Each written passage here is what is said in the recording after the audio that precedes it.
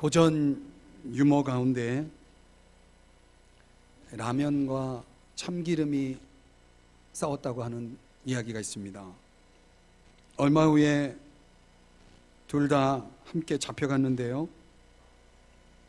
왜 잡혀갔는지 아십니까? 참기름이 고소해서. 그러니까 얼마 후에 보니까 참기름도 이렇게 끌려갔잖아요. 왜 끌려갔는가 이유를 보니까 라면이 다 불어서. 옆에서 구경하던 김밥이 또 잡혀갔대요. 또 왜 잡혀갔냐 물었더니 말려들어서.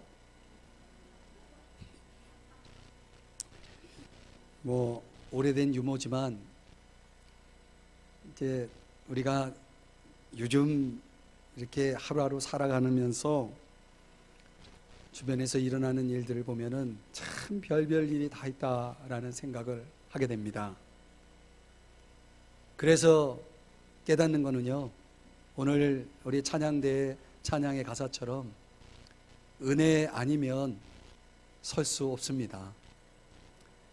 이렇게 하루하루 호흡하며 살아가는 그 자체가 하나님의 은혜라고 깨달아집니다.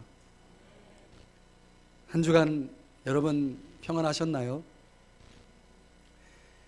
매일매일 그 하나님의 은혜 속에 살고 있음을 우리가 깨달았으면 좋겠습니다. 영국의 식물학자인 알프레드 러셀 윌리스라고 하는 학자가 있는데요. 이분이 자신의 연구실에서 이 고치에서 빠져나오려고 하는 나방의 모습을 관찰했다고 합니다. 그런데 이 가만히 관찰을 해보니까 나방이 그 바늘 구멍만한 아주 그 작은 구멍 하나를 이렇게 뚫고 그 틈으로 이제 나오려고 하는 거예요. 정말 생사가 걸린 문제인데, 이런 상황에서 그 아주 힘든 고통의 시간을 꼬박 한나절 보내면서 겨우 나와서 이제 나방이 되어 나오더니 훨훨 공중으로 날아가는 것을 봅니다. 이제 관찰을 계속 하던 중에 저렇게 애써서 나올 필요 뭐 있냐, 좀 편하게 나오면 어떨까 해가지고 그 윌리스가 이제 안쓰러워 가지고 나방 쉽게 나오도록 고치의 그 옆부분을 이렇게 쫙 찢어줬다고 합니다. 쉽게 나왔죠. 근데 안쓰러워서 그렇게 했는데 그 쉽게 나온 나방은 좀 날개짓을 몇 번 하더니 그냥 죽고 말더랍니다. 그래서 이 윌리스 식물학자가 뭘 깨달았냐면, 생명이 존재하기 위해서는 고통은 필수이구나. 그 고통 속에서 몸부림을 칠 때 나방은 나방이 될 수 있다라고 하는 것을 깨닫게 되는 것입니다. 여러분, 우리 인생도 마찬가지예요. 이 고통 속에서 몸부림을 치면서 살아갈 때에 거기서 참된 인생의 작품이 탄생이 되어진다는 것을 깨달아야 합니다. 고통은 우리 인생의 한 부분입니다. 그런데요, 우리가 믿음 생활을 하면서 종종 착각하는 것은 고통 없는 삶을 그립니다. 기대합니다. 그래서 고통이 찾아오면 어쩔 줄 몰라 하는, 당황하는 그런 신앙인들을 봅니다. 그런데 여러분, 믿는다고 믿지 않는 사람들이 당하는 고통이 없습니까? 오히려요, 믿음 생활하면 고통이 더해요. 왜냐하면 믿음을 지키기 위한 고통이 더 따라오거든요. 세상 사람들이 겪는 고통 다 겪고요, 거기에 믿음을 위한 싸움이, 고통이 따라오니까 오히려 더 고통이 많은 거예요. 실망하셨나요? 신앙의 여정은 고통은 피할 수가 없는 것입니다. 이 폴 틸리라고 하는 신학자가 인간은 무의미한 고난을 견디지 못하도록 창조되었다, 이렇게 말했습니다. 다시 바꿔 말하면, 왜 사는지 알고 있는 사람은 거의 모든 고난에 견딜 수 있다라고 이야기를 합니다.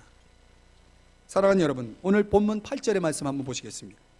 자, 본문 8절, 오늘 성경을 펴시고 계시면은 8절을 한번 보십니다. 거기 보면, 형제들아, 우리가 아시아에서 당한 환난을 너희가 모르기를 원하지 아니하노니, 이렇게 돼 있죠. 자, 여기 아시아에서 당한 환난이라고 이야기를 합니다. 어떤 환난이었을까요? 이 구체적인 내용을 본문에서는 밝히고 있지 않아요. 그러나 우리가 바울이 쓴 편지 전체 성경의 내용을 조사해 보면 그 환난이 몇 가지 예측할 수 있는 환난의 내용을 우리가 찾아볼 수 있습니다. 바울이 복음을 전하기 위해서 여행을 다니면서 이 익사의 위험을 경험하기도 했고요. 그리고 죽음에 이르는 병도 걸려본 적이 있고요. 그리고 맹수, 이 사자들을 과에 싸워야 하는 그런 이 형장으로 내몰린 적도 있고요. 억울하게 감옥에 갇힌 적도 있고, 뭐 여러 가지가 있습니다. 그런데 오늘 본문에는 그 구체적인 아시아에서 당한 환난의 내용에 대해서 초점을 맞추지 않고 그 환난이 어떤 의미를 가지고 있느냐에 대해서 초점을 맞추어서 설명하고 있어요. 8절을 다시 보십니다. 자, 그 환난에 대한 설명, 부연 설명입니다. 힘에 겹도록, 그죠? 성경을 보세요. 힘에 겹도록 심한 고난을 당하여 살 소망까지 끊어지고,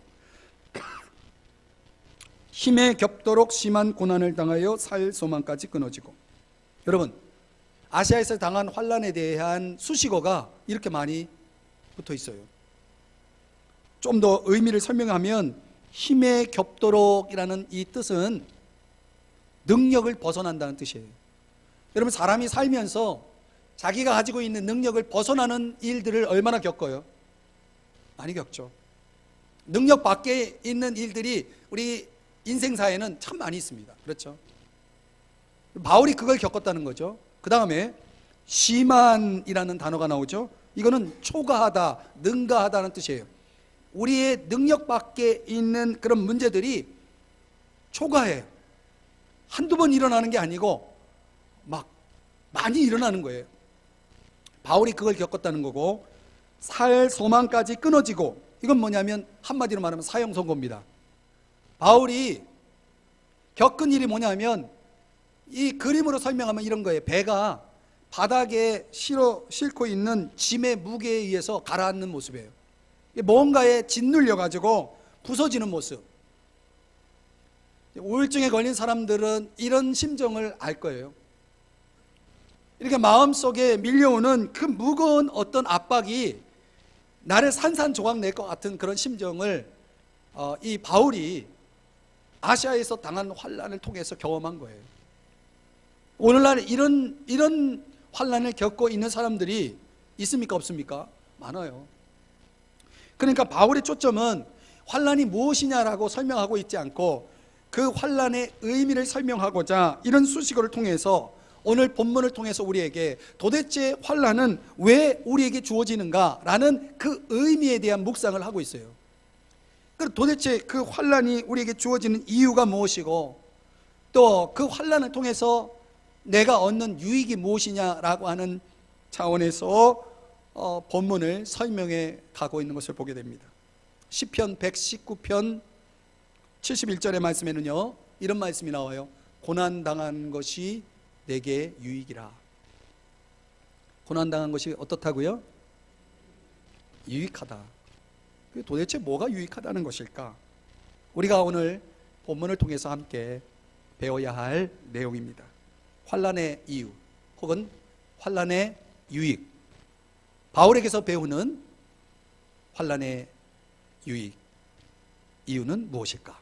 첫 번째로 능력의 하나님만 의지하며 살라는 것입니다. 능력의 하나님만 의지하며 살라는 것이죠. 9절 말씀 한번 보시겠습니다. 아까 우리가 읽었죠. 9절에 보면 바울이 이렇게 고백합니다. 이는, 거기서부터 봐요. 이는 우리로 자기를 의지하지 말고 오직 죽은 자를 다시 살리시는 하나님만 의뢰하게 하심이라. 자, 바울이 환난을 통해서 뭘 깨달았냐면, 아, 나를 의지하지 말아야 되겠구나. 여러분, 사람이 살아가는 동안 자기 자신을 보세요. 내가 뭘 의지하며 사는지. 바울이라고 하는 사람은요, 자기를 의지할 만한 것이 너무 많았어요. 사실 바울이 가지고 있는 지식, 오늘날로 얘기하면 학력이 최고예요. 최고. 바울의 가문, 그 가정, 바울이 가지고 있는 배경으로 따지면 바울은 정말요, 자랑할 게 너무 많은 사람이에요. 세상적으로는 빵빵한 사람이에요. 이런 사람이라면 적어도 자기를 의지할 만한 것이 많지 않겠습니까? 자기가 가지고 있는 배경 의지하고 그냥 제멋대로 사는 사람도 있잖아요. 어제 뉴스 보니까 그런 사람이 있대요. 의지할 게 많으니까. 그런데요, 좋아요. 의지할 만한 거 있어서 살아가는 사람은 행복하다고 생각될 수 있습니다. 그런데요, 자기의 능력을 벗어나는 어떤 상황이 되면 그거 다 소용없습니다. 바울이 자신이 가지고 있는 배경이나 그런 캐릭터 여러 가지 요소들을 놓고 봤을 때 충분히 인생을 살아갈 수 있을 거라고 정말 생각할 수 있는 그런 조건들이었지만 소용없었다는 거예요. 아시아에서 당한 환난 앞에서는 의지할 만한 게 없었다. 뭐만? 하나님만 의뢰할 수밖에 없었다. 이걸 바울이 깨달은 거예요. 여기 의지하다라고 하는 단어가 문법적으로는 완료 시제를 쓰는데, 이거는 이 문법이 의미하는 게 뭐냐면 이미 나타난, 일어난 계속적인 결과를 강조할 때 이 완료 시제라는 문법을 사용해요. 이 문장 구조가 이미 자신에게 일어난 계속적인 결과니까 바울은 어제만 의지한 게 아니고 오늘만 의지한 게 아니고 계속해서 자신의 능력 밖의 상황들이 벌어질 때마다 계속 오늘도 내일도 계속해서 하나님을 의지했다라는 의미예요. 어떤 사람들은요, 역사적인 예수를 믿어요. 우리가 신앙 고백이라는 거 있잖아요. 예배 때마다 우리가 신앙을 고백하죠. 역사적 예수가 뭡니까? 2000년 전에 예수님이 십자가에 죽으셨다는 거예요. 나의 죄를 위해 죽으셨고 그리고 3일 만에 부활하셨다. 이 역사적 예수를 여러분 믿으십니까? 안 믿으세요? 믿으십니까? 예, 믿으시죠. 우리가 장차 그 부활하신 예수님의 덕분에 그 은덕에 힘입어서 우리가 장차 부활의 몸을 입고 저 천국에서 영원히 살 것도 믿으십니까? 좋아요. 2000년 전에 예수님, 역사적 예수를 믿고 미래적 예수도 믿는데 오늘 살아계시는 예수님에 대한 믿음이 없는 사람 많아요. 신앙을 고백하고 있지만 오늘 부활하여 살아계시는 예수님에 대한 인격적 신뢰가 부족한 사람이 많다는 거예요. 어느 교회 주보에 그날 설교 주제가 적혀 있었는데 아침 설교는 물 위를 걸으신 예수님, 오후 설교 주제는 예수님은 어디에 계시는가. 흥미롭지 않습니까? 예수님 어디에 계십니까? 우리 인생 속에, 오늘 나의 삶 속에 예수님이 실종된 사람들이 많다니까요. 우리가 교회 와서 신앙은 고백하지만 생활 속에서 지금 살아계시고 함께 하시는 예수님이 실종되어 있는 사람, 예수님이 어디가 있는지 모르는 사람, 예수님이 어디 있는지 모르는 사람, 그런 사람이 많다는 거예요. 그래서 내게 정말 하나님밖에 없다라고 하는 사실을 깨닫지 못하고 살아갈 때가 많은 거예요. 언제 깨달으냐면 모든 걸 다 잃어버렸을 때, 모든 것이 산산조각이 나서야 내가 가진 것이 하나님밖에 없다는 사실을 깨닫는 사람이 많아요. 여러분, 선교학자들이 선교 현장을 연구하면서 하나님의 복음이 전파되고 그 복음에 의해서 하나님의 교회가 세워지는 그런 지역들을 연구하면서 발견한 중요한 사실이 있는데, 하나님의 복음이 들어가서 그곳에서 믿는 자들이 나오는 지역들을 조사해 보니까 공통점이 두 가지가 있었답니다. 하나님의 복음이 들어가서 그 복음에 의해서 예수 믿는 사람들이 나오는 지역의 공통된 두 가지 특징. 첫째는 가난이고 두 번째는 질병이었다고 합니다. 지금도 이 진리는, 이 원리는 여전히 적용된다고 그래요. 선교사들이, 우리 한국의 선교사들이 많이 나갔는데 저 번화한 뉴욕과 같은 도시에 선교사가 가지 않습니다. 여러분, 선교사님들이 어딜 갑니까? 가난한 곳으로 갑니다. 정말 환경이 열악한 곳, 제대로 병원 하나 제대로 없는, 학교 없는 이런 열악한 곳으로 선교사들이 가요. 왜 거길 갑니까? 거기에 복음을 기다리고 있는, 마음이 열려 있는, 하나님을 믿으려고 준비되어 있는 사람들이 거기에 있기 때문에 가는 거예요. 여러분, 가만히 보세요. 우리나라가, 이 대한민국이 교회가 부흥할 때가 언제였는지 아십니까? 가난할 때였어요. 지금 우리나라가 아무리 경제가 어려워도 다 먹고 삽니다, 여러분. 죄송해요, 이렇게 표현해서. 솔직히 20년 전, 30년 전을 생각하면 지금은 얼마나 잘 삽니까?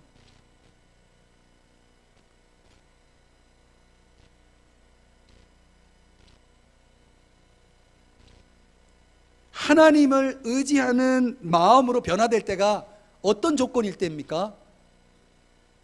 가난할 때예요. 병들었을 때예요. 가만히 보세요. 여기서 설교하고 있는 이철희 목사도 가난 때문에 예수 믿게 된 사람이에요. 솔직히 말하면.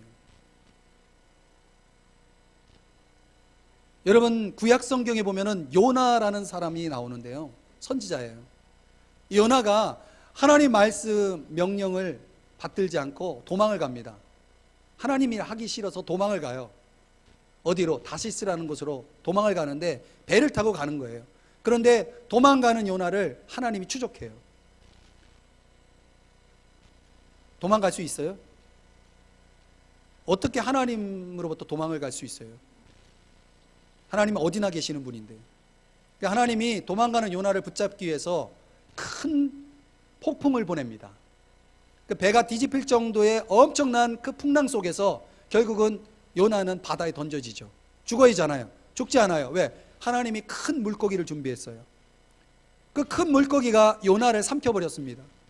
그럼 죽어야 될 것 같은데 얼마나 물고기가 큰지 그 안에서 살고 있는 거예요. 그런데 감옥이죠. 물고기 뱃속이니 감옥이죠. 그 감옥에서 요나가 이렇게 고백합니다. 요나서 2장 7절을 말씀을 읽어드리면 이렇게 고백해요. 내 영혼이 내 속에서 피곤할 때에 여호와를 생각하였다.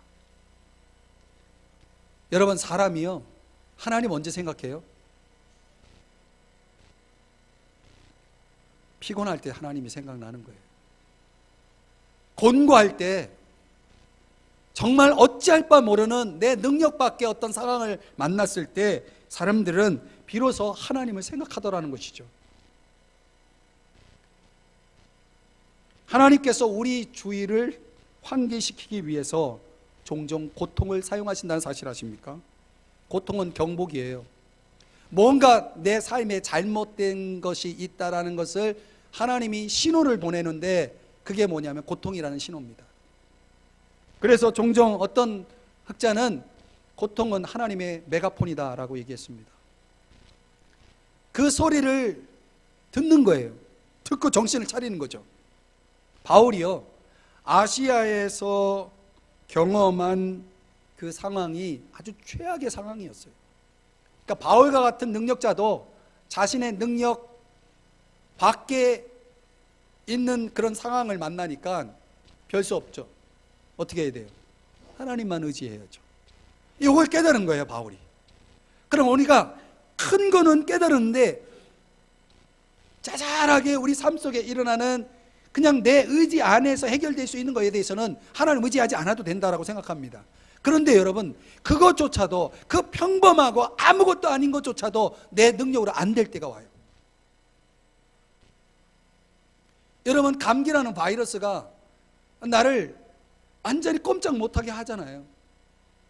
그거 뭐 아무것도 아니잖아요. 근데 아무것도 아닌 게 아니라는 거죠. 환난 중에 계신 분이 있습니까? 능력의 하나님만 의지하시기 바랍니다. 만약 여러분이 환난 중에 있지 않다면 언젠간 여러분에게 환난이 찾아온다면 오늘 이 말씀을 기억하시기 바랍니다. 그분의 능력으로 일어서시기를 축복합니다. 두 번째는요, 바울이 환난의 이유, 환난의 유익에 대한 가르침으로 우리에게 전해주는 것은 도우시는 하나님을 계속 소망하며 살라는 것입니다. 첫 번째 키워드는 의지하는 것입니다. 두 번째는 소망하며 살라는 것입니다. 누구를? 도우시는 하나님을. 10절을 봅니다. 오늘 성경 10절, 바울이 제가 강조해서 읽는 단어를 주목해 보십시오. 그가 이같이 사망에서 우리를 건지셨고 또 건지시리라. 또한 이후에라도 건지시기를 그를 의지하여 바라노라. 여기 바란다, 이 단어가 새 번역에서는 희망을 하나님께 두었습니다, 이렇게 번역되어 있어요. 이 바란다라는 것은 희망을 강조하는 단어입니다. 하나님께 희망을 두었다. 어떤 희망을 두었을까요? 첫 번째는 우리를 건지셨고, 이건 과거입니다. 과거에 하나님이 바울을 건지셨다는 겁니다. 두 번째, 또 건지시리라. 이건 현재입니다. 현재 건지실 거라는 겁니다.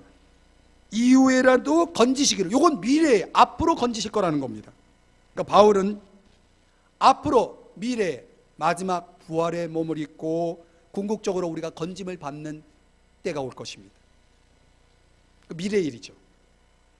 그러나 지금 오늘이라는 시간에 내가 날마다 겪는 문제들에 대해서도 하나님은 나를 건져 주실 거라는 희망을 하나님께 두고 있다는 것이에요. 자, 여러분, 저를 보실래요? 우리가 교리로 믿는 하나님이 있어요. 교리로 믿는. 우리가 줄줄이 다 외워요. 사도신경 교리입니다.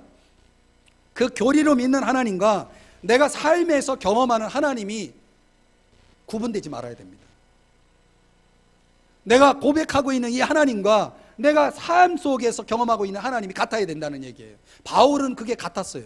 그런데 오늘날 이 시대를 살아가는 우리 신앙인들 속에는 이 두 가지가 분리되어 있는 사람이 있어요. 고백은 있는데 삶이 없어요. 삶에 그 하나님에 대한 경험이 없어요. 그러니까 바울은 과거에도 건져주셨어요. 그러니까 오늘 또 뭔 일이 생길까 걱정이 없어요. 왜? 오늘도 건져주실 거라고 믿으니까. 오늘 건져주실 걸 믿으니까 앞으로 어떻게 되지? 걱정할 일이 없어요. 왜? 이후에도 건져주실 거니까. 그러니까 바울의 삶은 과거, 현재, 미래가 다 연결되어 있어요. 그러니까 어떤 사람은 과거에 하나님이 건져주심을 경험했음에도 불구하고 오늘 걱정해. 오늘 지금 하나님이 도와주시고 있는데도 내일을 걱정하고 있어요. 이거는 신앙이 아닌 거예요. 그러니까 우리가 교리적으로 믿는 것과 삶으로 믿는 것이 같아야 한다는 얘기입니다. 그런데요, 한 가지 기억할 것은 우리가 이 땅에서 하나님이 우리의 삶 속에 있는 문제들을 해결해 주시고 건져 주시는 것은 부분적이라는 걸 기억할 필요가 있어요. 예를 들어서 내가 병에 걸렸어요. 그래서 병을 놓고 기도했는데 하나님 고쳐주셨어요. 그런 일 경험했죠, 여러분? 하나님이 날 고쳐주셨어요. 그런데 날 고쳐주셨다고 내가 영원히 삽니까? 영원히 사는 게 아니에요. 언젠가는 죽음을 맞이하게 돼 있어요. 히스기야 왕이, 여러분, 구약에 이스라엘 역대 왕 중에 히스기야라는 왕이 있는데 이 왕이 죽을 병에 걸렸어요. 하나님께 기도했어요. 하나님 기도를 들어주셨어요. 그래서 15년을 더 살았어요. 몇 년을 더 살아요? 15년. 굉장히 오래 더 산 거죠. 그렇다고 영원히 살았나요? 15년 뿐이에요. 그래 죽었어요. 그러니까 이 말은 무슨 얘기냐면 우리가 이 땅에 사는 동안 현재적으로 경험하는 건져주심, 하나님의 구원은 부분적이라는 거죠. 그럼 우리가 궁극적인 구원, 하나님의 건짐, 영원한 하나님의 건짐 속에 들어가는 마지막 그날까지는 우리가 우리의 원수인 사망을 벗어날 수가 없는 것입니다. 그러니까 바울은 과거의 나를 도와주셨고 지금도 나를 도우시고 계시다라고 하는 이 사실에 대해서 바울은 그 믿음을 가지고 있어요. 그러니 이후에라도 내가 무슨 일을 만나도 하나님 나를 도와주실 거야 라는 소망을 하나님께 두고 사는 거예요. 사람이 어려움을 겪으면 소망을 잃어버리죠. 여러분, 소망을 잃어버린 사람들을 보신 적 있습니까? 라디오 방송에서 들은 얘기인데요, 어떤 분이 어떤 이유로 인해서 자살을 생각했어요. 근데 자살하기로 했던 그날 문득 생각을 한 거예요. 어떤 생각을 했냐면, 아, 이제부터 나에게는 내일이 없구나. 나에게 내일이 없구나. 이런 생각이 들더랍니다. 그러더니 이분이 내일이 없다는 그 생각을 하자 죽음의 두려움조차도 막지 못했던 그 자살 결심이 사라져 버렸다는 거예요. 내일이 없다는 생각이 들자. 이 말은 무슨 얘기냐면 사람이 정말 두려운 것이 뭐냐? 죽는 게 두려운 게 아니고 내일이 불확실하다는 게 두려운 거예요. 그럼 오늘 우리가 그런 차원에서 우리가 고통의 현실 속에서 좌절의 늪에 빠지지 않고 내일을 노래하고 내일을 확신하면서 살아갈 수 있는 비결이 뭘까요? 과거도 도우시고 오늘도 도우시고 내일도 도우시는 우리의 모든 것의 주인 되시는 그 하나님의 도우심을 소망하며 사는 것입니다. 제가 청년 때 예수를 믿고 참 자주 불렀던 찬송이 있습니다. 복음성가인데요, 컨디션이 좋으면 제가 불러볼 텐데 장기침이 남아가지고 가사를 불러드리면 후렴 부분에 이런 내용이 나와요. 오 신실하신 주, 오 신실하신 주, 내 너를 떠나지도 않으리라, 내 너를 버리지도 않으리라. 약속하셨던 주님, 그 약속을 지키사 이후로도 영원토록 나를 지키시리라 확신하네. 이런 가사예요. 분식집에서 열심히 그릇을 닦으면서도 입에서 자꾸 이 찬양이 나오더라고요. 나를 지키시리라 확신하네. 내 너를 버리지도 내 너를 떠나지도 않으리라. 사랑하는 여러분, 이런 하나님이 계심을 믿습니까? 이런 하나님께 소망을 두지 않고 어디다 소망을 둡니까? 여러분, 사람이 살면서 자신만만하게 여길 것이 있습니까? 제가 2016년 연말에 감기로 크게 고생을 했는데요, 한 3주를 며칠 조금 골골하고 잘 또 먹고 쉬면은 금방 감기가 나았던 체력을 가지고 있는데 항상 저는 20대거든요. 여러분 아시잖아요. 제 나이가 20대인 거. 이 20대 심정으로 살았다가 연말에 그렇게 겪고 지금 감기가 다 나았음에도 불구하고 제가 장기침이 남아가지고 자꾸 설교하다가도 좀 약간 이상한 소리를 여러분 들으시는 건 제가 기침이 나오려고 하는 걸 참는 거거든요. 그래서 제가 작년 연말서부터 제 건강에 대해서 자신만만했던 게 사라져 버렸어요. 자신이 없더라고요. 여러분 건강에 자신하십니까? 건강한 사람 건강 자신하지 마세요. 멀쩡하던 사람이 갑자기 병원에 가더라고요. 여러분, 인간관계, 경제, 경제력, 우리가 가지고 있는 어떤 것들, 그거 우리 내일을 보장해 줄 수 있나요? 여러분, 우리의 내일을 보장해 줄 수 있는 것이 아무것도 없어요. 여러분, 사람들이 살면서 얼마나 속는지 아세요? 가까운 사람에게 속고 또 여러 가지 광고에도 속고, 오랜만에 동창이라고 전화를 하더니 잡지 좀 사달라고 해가지고 덜컥 사줬는데 가만히 생각해보니까 동창이 아니더라고요. 참 세상이요, 거짓으로 가득 차 있는 세상. 여러분, 세상을 의심의 눈으로 바라보는 회의론자가 되라는 말은 아닙니다. 그러나 세상에 믿을 게 어디 있어요? 내가 자신만만하게 정말 당당하게 내일을 보장할 수 있다라고 믿을 만한 것이 도대체 뭐가 있냐고요. 여러분 한번 들여다보세요. 아무것도 없습니다, 여러분. 그러니까 여러분, 결국은 뭐예요?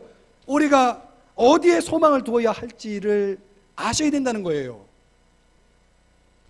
시편 42편 11절, 제가 좋아하는 이 말씀을 여러분 들어보세요. 내 영혼아, 어찌하여 내가 낙심하며 어찌하여 내 속에서 불안해하는고. 너는 하나님께 소망을 두라. 나는 그가 나타나 도우심으로 말미암아 내 하나님을 여전히 찬송하리로다. 우리가 여전히 찬송할 수 있음은 하나님께 소망을 둘 때 가능하다는 것입니다. 하나님의 도움을 바라는 순간부터 우리의 삶에는 기적이 일어나는 것입니다. 세상에 슬픔과 고난이 뒤엉켜 있는데 여러분, 그것 때문에 너무 슬퍼하지 마세요. 왜냐하면 우리가 앞서 살펴본 고린도전서 7장 31절에 의하면 이 세상의 외형은 지나간다고 그랬어요. 패스 어웨이입니다. 지나가는 것입니다. 없어지는 거예요. 그러니까 여러분, 지금의 환경, 우리가 겪고 있는 것도 시간이 지나면 지나가게 되어 있는 것입니다. 그러므로 여러분 기억하십시오. 환난 중에 계십니까? 도우시는 하나님께 소망을 두시기를 바랍니다. 그분이 이루시는 기적을 보게 될 것입니다. 세 번째로요, 중요한 내용입니다. 바울이 환난의 이유, 유익으로 그가 우리에게 가르쳐주는 세 번째 원리는요, 서로 기도의 도움에 힘입어서 살라는 것입니다. 기도의 도움에 힘입어서 살라는 것입니다. 11절을 가봅니다. 오늘 성경 본문 11절 보시면, 너희도 우리를 위하여 간구함으로 도우라. 바울이 뭐라고 얘기해요? 쉽게 얘기하면 고린도 교회 성도들에게 날 위해 기도해 주십시오, 기도 부탁을 하고 있다는 거예요. 여러분, 바울과 같은 사람도 성도들에게 기도를 부탁했어요. 여러분은 누군가에게 기도를 부탁하십니까? 제가 연말에 송구영신 예배 때 기도 제목 좀 내시라고 그랬더니 안 내. 부탁을 안 해요. 그래서 제가 알아서 기도하고 있어요. 알아서 기도하는 분들은 알아서 응답이 오기 때문에 응답이 왔는지 안 왔는지 모를 겁니다. 유대 바리새인들이요, 이렇게 가르쳤대요. 인간의 자유의지 행동이 주 요소이고 하나님은 인간의 그 결정에 협력하실 뿐이다. 이런 유대 신학이 있다는 거예요. 그러니까 인간의 자유의지적 행동이 주 요인이고 거기에 하나님은 뭐 하는 분이냐면 그냥 협력하는 정도의 분이다. 이런 유대 신학을 가르치고 있다고 하는데 이건 절대적으로 성경적이지 않습니다. 왜냐하면 하나님은 절대 주권자이십니다. 하나님은 우리 인생에 그냥 필요할 때 우리 옆에서 사이드에서 도와주시는 그런 수준의 분이 아니에요.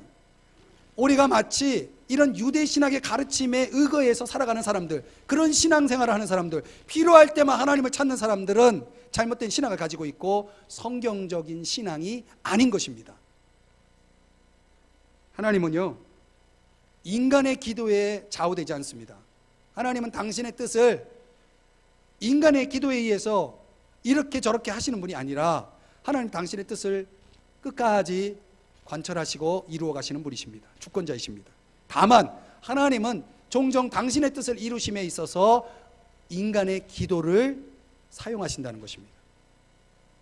그러므로 우리는 하나님의 그 역사적 방법, 즉 기도를 통해 일하시는 하나님의 방법에 우리가 순응해서 기도의 도움을 구하는 것을 주저하지 말아야 됩니다. 바울이 11절에서 그렇게 말하죠. 우리가 많은 사람의 기도로 얻은 은사, 기도로 얻은 은사라고 그랬는데 이게 뭐냐면 기도 응답을 가리켜요. 기도 응답. 그리고 많은 사람이라고 하는 표현은 원어에 보면은 많은 얼굴들로부터 라는 표현이에요. 이게 무슨 얘기냐면 저를 보세요. 여러분들이 기도하면은 손을 모으고 눈을 감고 고개를 숙이겠죠. 근데 히브리적 기도의 자세는 손을 위를 향하고 이렇게 내밀고 고개를 하늘을 향해 두는 겁니다. 왜요? 고개를 하늘을 향해 두는 이유가 뭐예요? 하나님을 바라보는 거죠. 하나님이 하늘에 계시다고 하면서 하늘에 계신 하나님을 바라보는 겁니다. 그래서 여기 많은 사람의 이 표현은 많은 하나님을 향해 기도의 시간을 가지면서 하나님을 바라보는 얼굴들, 이런 의미가 있는 거죠.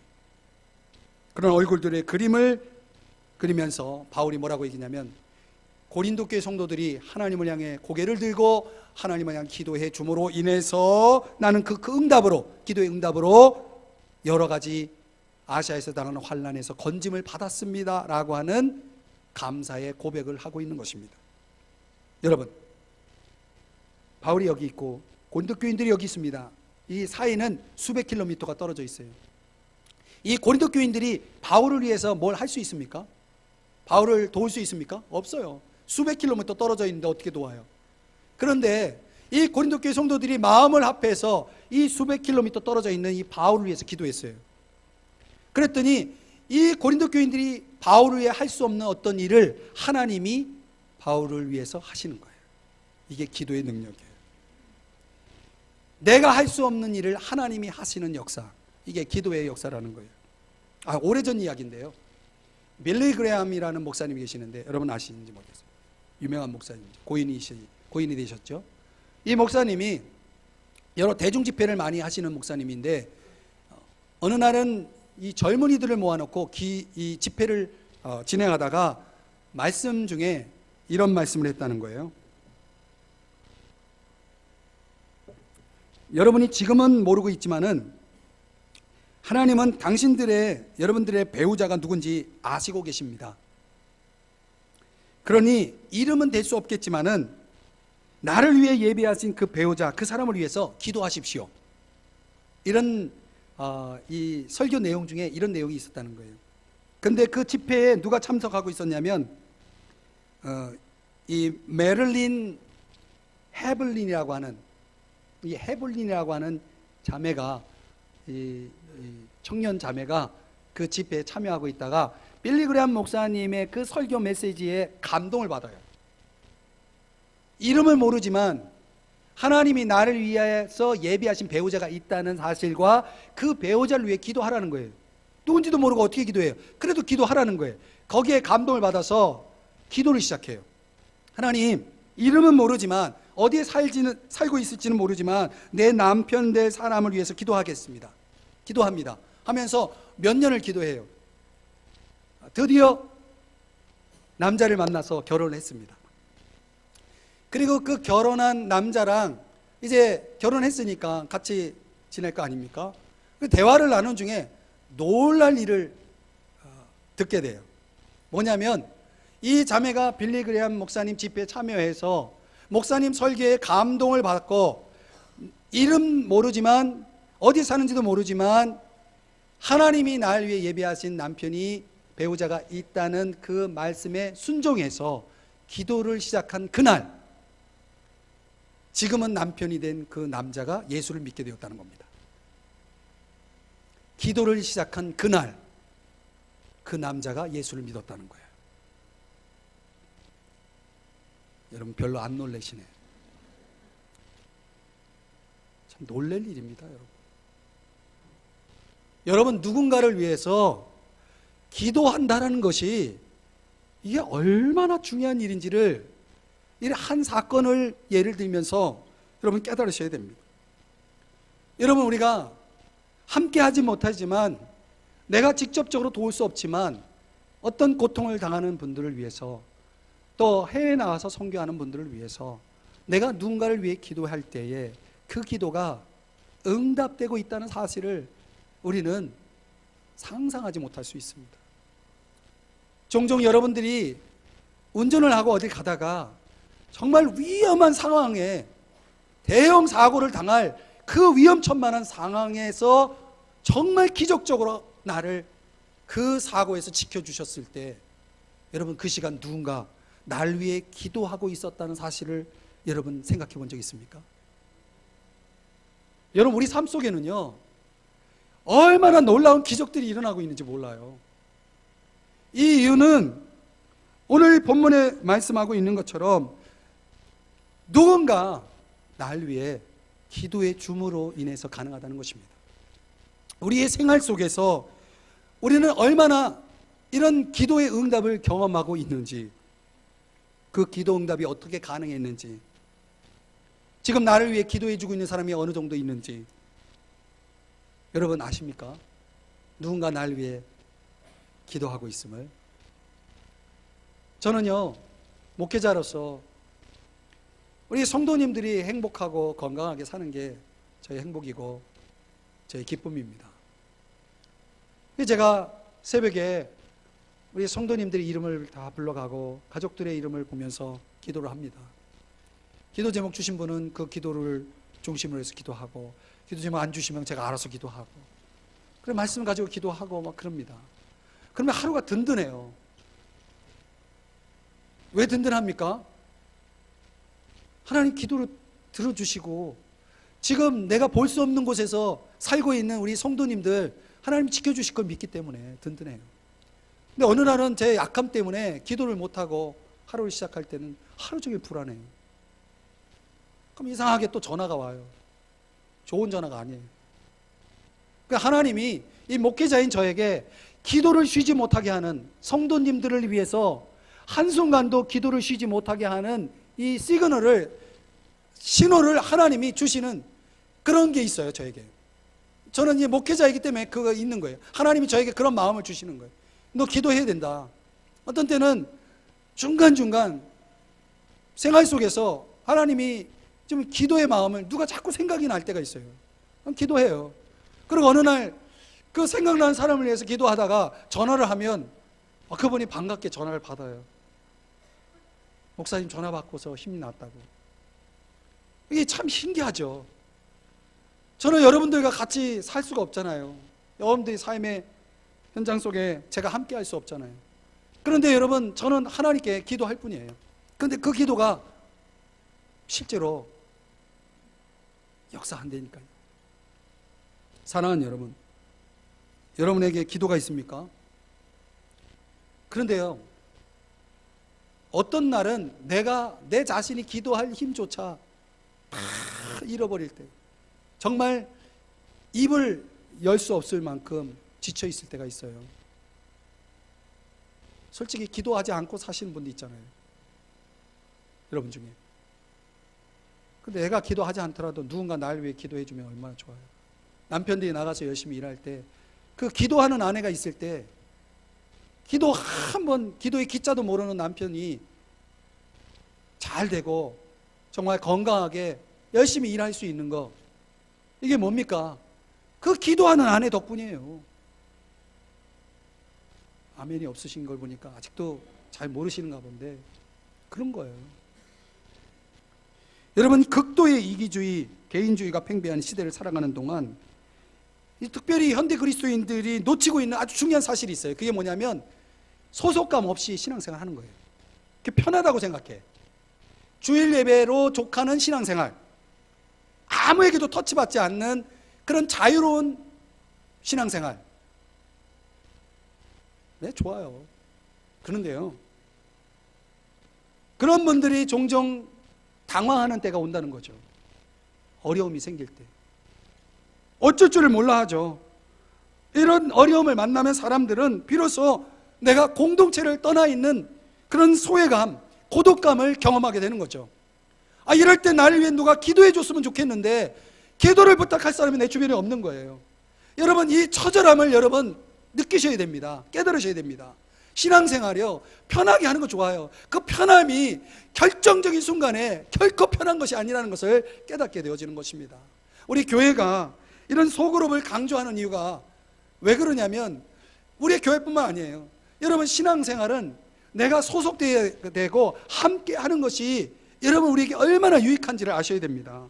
정말 인생의 고난에서 당당하게 여유 있게 승리하는 사람 보세요. 그들은 공동체에 함께하는 사람이에요. 삶을 나누고 기도를 나누고 정말 헌신되어 살아가는 사람들은 어떤 어려움이 만나면 기도해 주십시오라고 말할 수 있는 사람들이 수두룩해요. 그럼 내가 혼자 싸우는 것보다 함께 싸우는 이 싸움을 얼마나 더 승리할 수 있겠습니까? 이런 일이 있었다고 해요. 어떤 분이 차를 탔는데 짐을 계속 지고 있는 거예요. 아니, 기사 아저씨가 아니 왜 짐을 들고 있냐고, 짐 내려놓으라고, 이 차가 지금 운행하고 있는 중인데 차가 당신 짐을 같이 가져가고 있는데 왜 그러냐고 그랬더니 이분이 껄껄껄껄 웃으면서 짐을 내려놓더랍니다. 그러니까 사람들이 짐을 내려놓지 않고 자기가 짐을 지고 가려고 해요. 여러분, 우리 인생의 짐이 있잖아요. 주님이 뭐라고 말씀하셨습니까? 수고하고 무거운 짐진 자들아 다 내게로 오라, 내가 너희를 쉬게 하리라. 주님이 그렇게 말씀하셨고, 성경이 또 말하기를 너희 염려를 다 주께 맡겨 버려라, 이는 그가 너희를 돌보심이라. 믿습니까 여러분? 하나님이 우리를 돌보신다는데 왜 맡기지 못해요? 여러분, 많은 사람이 우리를 위하여 감사하게 하려 함이라. 11절의 끝부분에 그렇게 나오죠. 기도는요, 감사와 함께하게 돼 있어요. 기도는 당연히 감사가 뒤따르게 돼 있습니다. 기도에 참여할 때 감사는 더 넘치는 줄 믿으시기 바랍니다. 환난 속에 있습니까? 여러분, 기도의 도움을 구하셔야 됩니다. 그런 공동체에 여러분 함께 하셔야 됩니다. 기도의 응답을, 기도의 기적을 맛보셔야 됩니다. 그래서 많은 사람이 함께 감사할 수 있어야 합니다. 말씀의 결론을 맺을게요. 런던의 한 그리스도인이 이런 말을 했습니다. 시련과 갈등, 전쟁과 시험이 우리 길에 늘 있는데 그것을 불행이라고 간주하지 마십시오. 필요한 훈련을 위한 한 부분이라고 생각하십시오. 여러분, 환난 중에 있습니까? 불행이라고 생각하지 마십시오. 하나님이 나에게 필요한 지금 훈련을 하고 계시는구나. 그래요, 맞아요. 모든 것의 중심에는 삶이 있고 죽음이 있어요. 고난의 최고봉은 죽음이라고 하죠. 그런데 여러분, 죽음에 맞닥뜨린 우리는 턱없이 왜소하지만 그 죽음을 이기신 주님이 함께하는 한, 능력의 하나님이 함께하는 한, 그분을 의지하는 한, 나를 언제든지 도와주시는 그 하나님께 소망을 두고 사는 한, 그리고 나와 든든히 나를 위해 기도해주고 내가 누구를 위해 기도해 줄 수 있는 그 기도의 공동체가 나와 함께하는 한, 여러분, 우리에게 주어진 환난은 넉넉히 이겨낼 수 있는 그런 문제라는 사실을 아시기를 바랍니다. 바울의 환난, 거기서 무엇을 배우셨나요? 우리는 세 가지를 배웠습니다. 세 가지 키워드를 생각하십시오. 하나님을 의지하십시오. 하나님께 소망을 두십시오. 기도의 도움을 받으십시오. 의지, 소망, 기도. 기도하시겠습니다.